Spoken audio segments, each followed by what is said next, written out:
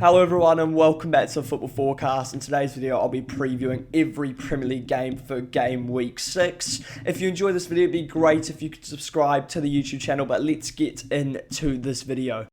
Going into this game, and it is Brentford Manchester United. I actually think this is a really important game for Manchester United, and this is purely off the fact that last time out against Chelsea they played well. Now they need to back it up with a win. They just can't have these odd wins. Ruben Amorim desperately needs form. The next game they have is against Sunderland. This is a massive opportunity to get some form and get on a bit of a run. This is their chance. They have to take this and win this game, in my opinion.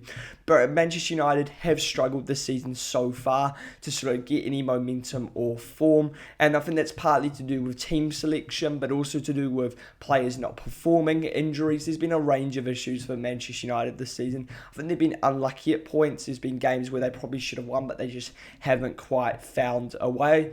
But in saying this, I actually think this is got a Manchester United defeat written all over it. This is the sort of game that they lose, it feels like, based off what we've seen this so far.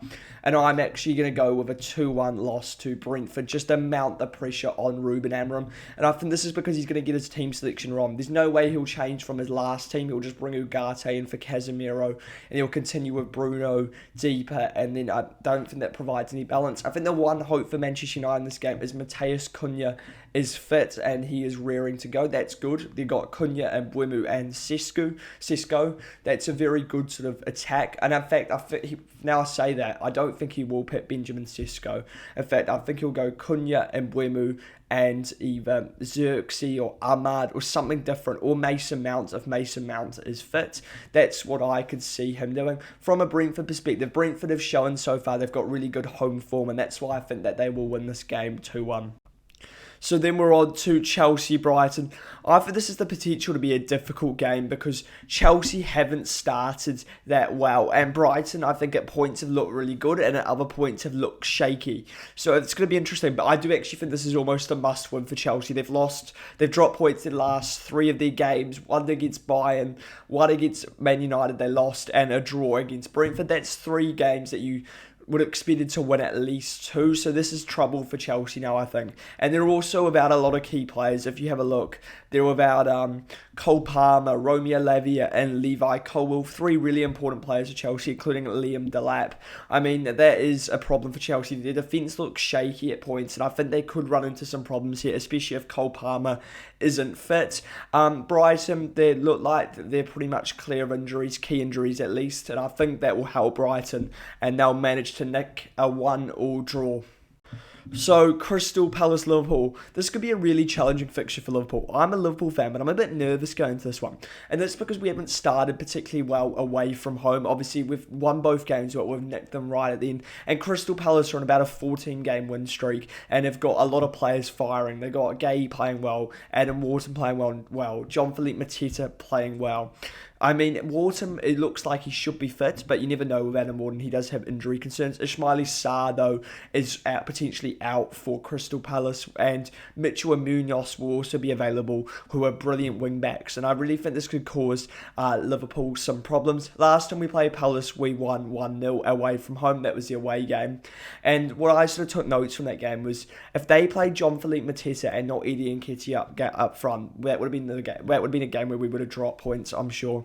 The goal we got was just a simple goal from rest in peace Diogo Jota, and yeah, we deserved the 3 points on the assessment, but like it wasn't a great performance. We probably just deserved it, and I do think Crystal Palace are going to cause us some problems, but I'm going with an optimistic 2-1. So on to Leeds, Bournemouth, and 2 sides I think have had pretty good starts. Leeds have had a pretty good start. They've been unlucky in some games, like the Fulham game where they should have picked up a point, and they've won a couple of games, including one at home. They've got a draw against Newcastle, and Leeds have mainly impressed and look like a side that could actually stay in the Premier League.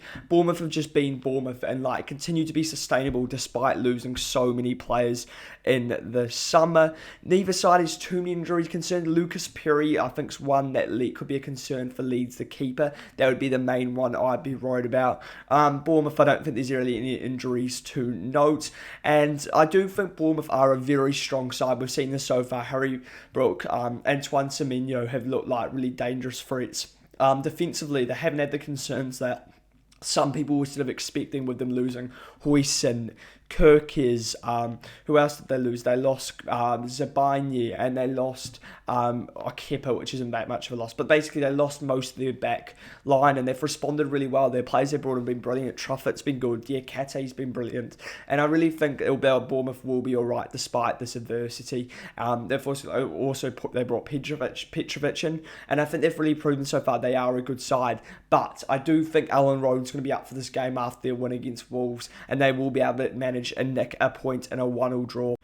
So then we've got Man City, Burnley next. I mean, Burnley, this is just so much of a Hail Mary, surely. They're not expecting to go to Manchester City and pick up anything. And I think if they were to pick up a point, they would have done a really good job. And I think Scott Parker's showing a bit of fight in Burnley this season. They against Liverpool, even though it was at home, they managed to perform really well, and they're really unlucky to lose right at the end. Look, the goal was peppered, but some really good saves from Dubravka, who's been really impressive for Burnley so far. It kept them in the game. I do, however, think Manchester City will be too strong, despite Kushinoff potentially being out, Haaland potentially being off. Obviously, Marmoush is out and Cherokee out. I think Man City have too much quality, and they will be able to break down Burnley eventually. It might take them a while, though, and I'm only going to go with a 3-0 win for Man City, not like a 5-6, which I think some people would be predicting. This is an absolute must-win for Nottingham Forest and Ange Postecoglou. He can't afford to lose this now. He hasn't got a win yet, and this is a must-win, I've got to be honest. Sunderland, I mean, they're a decent team, but they're coming up from the Premier League. Nottingham Forest have to win this game, because this is the sort of game you would have expected Nuno to win, and Nuno has been sacked for, obviously, his issues with the board, and they've replaced with a really attacking manager, but he's yet to get the best out of Nottingham Forest, and I do think Ange is going to be under some pressure soon if he doesn't start picking up results, because the fans will turn, because they love Nuno, and they also thought the style of football was perfect for how they wanted to play. So Nottingham Forest, who is potentially out in this game? Well, we know that Ole Einar is out. We know that Murillo is potentially out. I think if Murillo's out, I'm automatically going, I think Sunderland can hit them on the break and definitely pick up a point. And I think even if he's not out, they will still manage to do this in a 1-1 draw between Nottingham Forest and Sunderland, just to add the pressure on Ange Postecoglou, and a very good result for Sunderland away from home. Difficult game for Wolves, and I'm worried for that their run of poor form is going to keep going on here. They've lost their first 5 Premier League games, and they're getting drawn right back into a relegation battle exactly like last year. And just on this, because I don't talk about Wolves probably enough, I blame the board here. I don't think they invest and help the coaches out enough every single time. The same manager that keeps them up, who always gets some investment in January, then what happens is they sell their best players in the summer, and then they ask them to go again and return the same results, and often they don't, and then they get sacked, and then the recycle cycle continues. When they're getting sacked about December, they get investment, and then this happens over and over again for Wolves, and I think it's going to keep happening. I think Wolves are going to lose this game 3-0. Spurs are on a high here. Spurs are playing really well. They look dangerous. Even when they looked like they were going to suffer a defeat to Brighton, they managed to pull back to a 2-2 draw. Another team that is desperate for 3 points, Aston Villa, as they play Fulham. Aston Villa once again need 3 points. This is not, we could use 3 points here. This is an absolute must. I do believe this. Villa need 3 points in this game. I'm sorry. They haven't started well enough, Villa, and that has resulted in poor form. They've not won any of their first 5, and they're in real trouble, Aston Villa. I don't think they'd ever sack Emery, but I think he could walk, and I think that is what's going to happen eventually, if I'm being honest. Villa just looks so low on confidence. No one's playing well. They would have just played a game in Europe as well, which just puts them under more pressure, and I think but I don't think they have enough to get the job done, and I think this is going to be another game that puts the pressure on Villa, and I'm going to go with a 1-1 draw. Just to add something about Fulham, they once again just look like a solid Premier League side. A side that's not really going to be challenging for Europe, but not really going to be worrying about relegation. Moving on to the game of the weekend between Newcastle United and Arsenal. I mean, this is a really good game, because you've got Arsenal who have been decent so far, but have really struggled against the better sides and away from home, versus Newcastle who have also struggled. But Newcastle, I think, have really impressed when they've had a week's break, but more importantly, when they've been at home at St James's Park. I think they've really proven that they are a good side, and they should have players like Nick Voltamato. They should be able to get through 60 minutes. They should be able to cause Arsenal some problems. And Arsenal have had troubles breaking down low blocks, which you can assume Newcastle United will be in. And yeah, I'm really expecting Newcastle United to give Arsenal a really difficult game. Arsenal could also be without some key players. Nottingham is doubtful. In fact, I would suppose apparently it could be an ACL injury. Now they do have Erdegaard, but they do have Saka, but Madueke has been really good for Arsenal so far. Martin Erdegaard as well is potentially out with a shoulder injury, but I don't think this really changes. Arteta will still set up in a very similar way. It will be too slow. I don't think there's too many sort of ideas of how do I get the best out of key players. For example, I think if he starts Martinelli, he will use Martinelli as a touchline winger. That's not where Martinelli's at his best. Martinelli's at his best when he's more in the centre of the pitch, or he's inverting or playing almost right next to the striker. Sort of actually what Liverpool used to do, where you have like Firmino dropping into the hole, and then you have Martinelli and Salah. Then you'd have Sadio Mane and Salah coming inverting, and I think that's where Martinelli actually plays at his best, where he's got someone dropping in between. That's when someone like Gabriel Jesus and Martinelli and Saka were so good. It's because I think it actually got the best out of a Gabriel Martinelli, and we haven't seen form like that for a while. And I think this is the issue. Arteta needs to work out how he can get the best out of his players. For example, I don't know if he will start with Eze, but he should. If he starts with Eze, he needs to play him as... If he's going to play in the 10, he needs to play him as a left 10, not a right 10, because that's the spaces where Eze plays at his best. And I think those are the sort of things that, if Arteta looks at correctly, he can get the best out of players, but he hasn't done so far. From a Newcastle perspective, I think they've been good. I think they've been reasonably good so far, Newcastle. I think they can really defy expectations here and win this game. And I'm actually going to go with a 2-0 win for Newcastle. I think Arteta will fail to break down their block.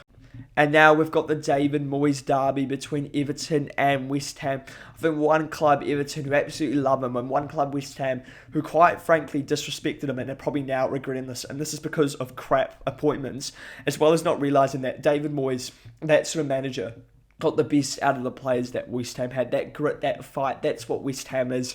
And Moyes did this perfectly. And now, all of a sudden, they look absolutely out of sort of identity and fight. And this is the problem with West Ham. And I think they're going to continue to have this problem as long as Graham Potter is still at the helm. They need to go and get a different manager.